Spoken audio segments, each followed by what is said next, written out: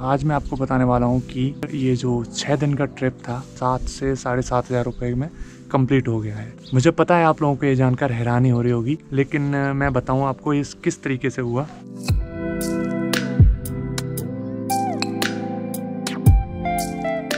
एक ज़रूरी बात बता दूं मैं आप लोगों को, डलहौजी में टेम्पो नहीं चलते हैं। टेम्पो नहीं चलते हैं इसका मतलब यहाँ पे जो टैक्सीज़ का किराया है वो बहुत ही महंगा है। 4 से 5 किलोमीटर के लिए ये लोग 400 से 500 चार्ज करते हैं। ये बात ध्यान में रखना कि अगर आप होटल या हॉस्टल बुक करें तो वो बस स्टैंड के आसपास के इलाके में बाई वॉकिंग डिस्टेंस पे ही ले लेना, जिससे आप वहाँ की मार्केट का भी एक्सेस कर सकते हैं और टैक्सी का किराया भी बचा सकते हैं। 700 से 800 रुपये में मिल जाएगा, ज़्यादा महंगा नहीं मिलेगा। चलिए घूमते हैं डलहौजी। अच्छा, यहाँ पे इधर चलते हैं या इधर चलते हैं?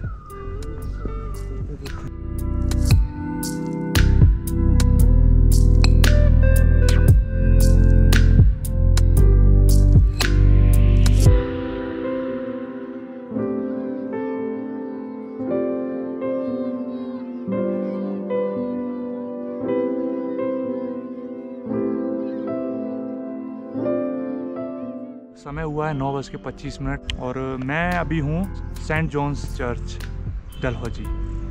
जैसा कि मैंने आप लोगों को पहले ही बताया हुआ है कि डलहौजी, मैक्लोडगंज, ये जो शहर हैं ये ब्रिटिश शासन के दौरान बसाए गए थे और यहाँ पे आपको कई जगह क्रिश्चियनिटी के सबूत मिल जाएंगे, जैसे कि ये चर्च। और ये चर्च उन्हीं के द्वारा बनाया गया था, 18वीं सदी का ये चर्च है, बहुत ही पुराना।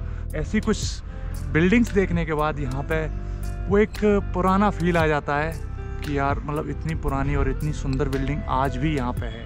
अगर आप डलहौजी आना चाहते हैं तो मुझे लगता है कि इस जगह पे ना जो शहर की भीड़ भाड़ होती है वो नहीं है, बहुत ही शांत है। अगर आप एज अ कपल आ रहे हो तो आप सिर्फ एज अ कपल ही फील करोगे यहाँ पे, क्योंकि आपको डिस्टर्ब करने वाला कोई नहीं है। सेकेंड थिंग, अगर आप फैमिली ट्रिप प्लान कर रहे हो, अगर एज अ फैमिली आ रहे हो तो आप अपनी फैमिली के साथ अच्छे से एंजॉय कर सकते हो, क्योंकि आपको अपनी फैमिली के अलावा यहाँ पे कोई दिखेगा नहीं, क्योंकि बहुत ही कम लोग रहने वाले हैं यहाँ पे और टूरिज़्म भी बहुत ही कम हो गया है पहले से, तो टूरिस्ट भी बहुत कम आते हैं। तो अगर आप आना चाहते हैं एक अच्छी और शांत जगह पे आके आप अपना क्वालिटी टाइम स्पेंड करना चाहते हैं तो डलहौजी एक अच्छा ऑप्शन है आपके लिए।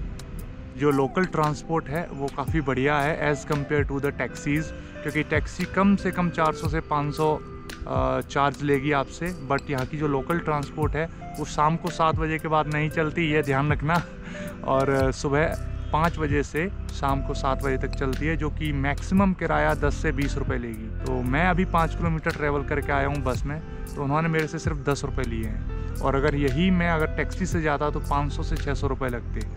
तो अगर आप बजट ट्रिप प्लान कर रहे हैं तो लोकल ट्रांसपोर्ट का यूज़ करना आपके लिए फ़ायदेमंद हो सकता है। और अगर आप लग्ज़री ट्रिप प्लान कर रहे हैं तो आप फिर टैक्सी वगैरह बुक कर सकते हैं, अपनी कार हायर कर सकते हैं, और बहुत सारे ऑप्शंस हैं लग्ज़री ट्रिप प्लान करने के लिए। तो मैं जो भी बातें आपको, जो भी पॉइंट्स बताऊंगा, एक बजट ट्रिप के हिसाब से ही बताऊंगा। अगर आप डलहौजी में आके मोटर बाइक्स रेंटल करना चाहते हैं तो यहाँ पे मोटर बाइक्स भी अवेलेबल हैं रेंटल के लिए।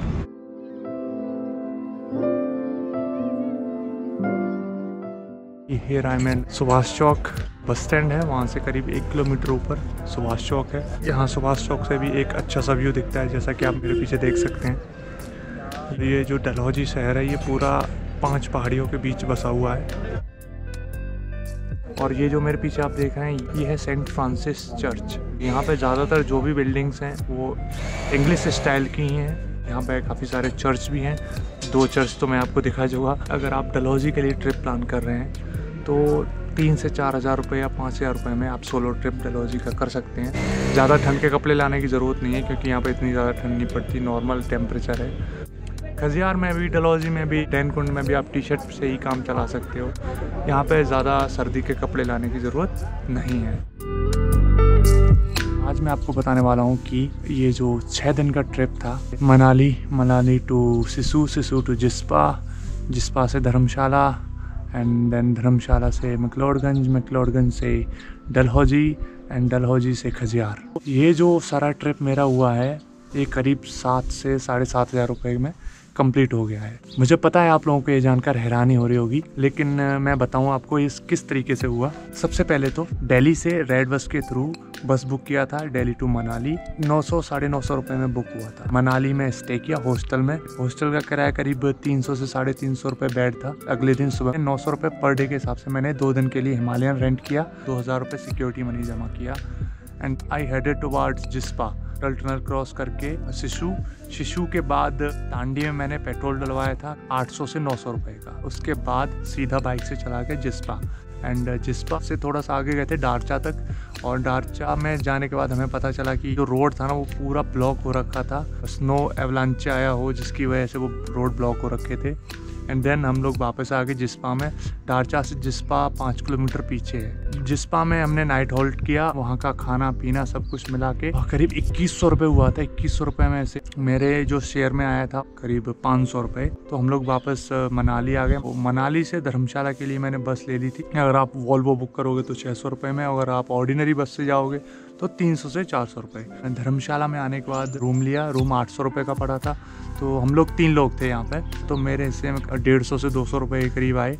एंड देन खाना पीना मिला के करीब 400 से 450 रुपये का खर्चा हो गया था। फिर हमने वहाँ से स्कूटी रेंट पे लिया 400 रुपये में।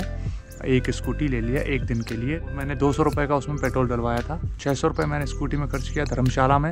देन मेरे को शाम हो गई थी धर्मशाला में घूमते घूमते। तो धर्मशाला से मेरे को वापस जाना था डलहौजी के लिए। तो डलहौजी के लिए शाम को बस नहीं चलती है। टैक्सी वाले जो भी भैया थे वहाँ पे वो बता रहे थे 2500 के करीब पैसे लेंगे। तो मैंने उनको डिनाई कर दिया कि मैं बस से ही जाऊँगा। देन मैंने वहाँ पर फिर से होटल ले लिया और रूम बुक किया। तो करीब 550 रुपये में मैंने रूम बुक कर लिया था। उसके बाद अगले दिन सुबह मेरे को डलहौजी निकलना था। तो सुबह 8:30 बजे की धर्मशाला से डलहौजी के लिए बस थी। धर्मशाला से डलहौजी के लिए 300 रुपये का किराया लगा वाया रोडवेज बस। डलहौजी में मैंने ऑलरेडी हॉस्टल बुक कर रखा था। 350 रुपये पर बेड के हिसाब से डॉम बुक किया था मैंने। वहाँ पर डिनर मिला के मेरे को 550 के करीब मैंने पे किया 1 दिन का। मैंने टैक्सी रेंट पे लिया डलहौजी से खजियार काला टॉप डैनकुंड घूमने के लिए। वो 1400 रुपये में उन्होंने मेरे को टैक्सी बुक किया। ये 6 दिन का ट्रिप था पूरा मेरा। और 6 दिन में करीब मैंने 7950 रुपये खर्च किए। मुझे नहीं लगता कि ये इतना ज़्यादा है आपके घूमने के लिए, क्योंकि 6 से 8 हज़ार रुपये तो हम लोग कहीं ना कहीं ऐसे ही खर्च कर देते हैं। सो अगर आपका घूमने का मन है तो इस बात से मत घबराइए कि ज़्यादा पैसे खर्च होते हैं। Just make a decision and things will be going on. अगर आप बजटरी ट्रिप प्लान कर रहे हैं तो आपको थोड़ा सा अपनी लग्जरियस लाइफ है उसके साथ थोड़ा सा कॉम्प्रोमाइज़ करना पड़ेगा। और भी अगर कोई ट्रिप प्लान कर रहा है आपके दोस्त भाई लोग रिश्तेदार, तो उनको ये वीडियो शेयर करें जिससे कि उनके अंदर ज़्यादा से ज़्यादा अवेयरनेस आए और वो लोग भी अपनी ट्रिप पे ज़्यादा खर्चा करने से बचें। नेक्स्ट वीडियो में मिलते हैं जल्दी, तब तक बने रहिए मेरे साथ।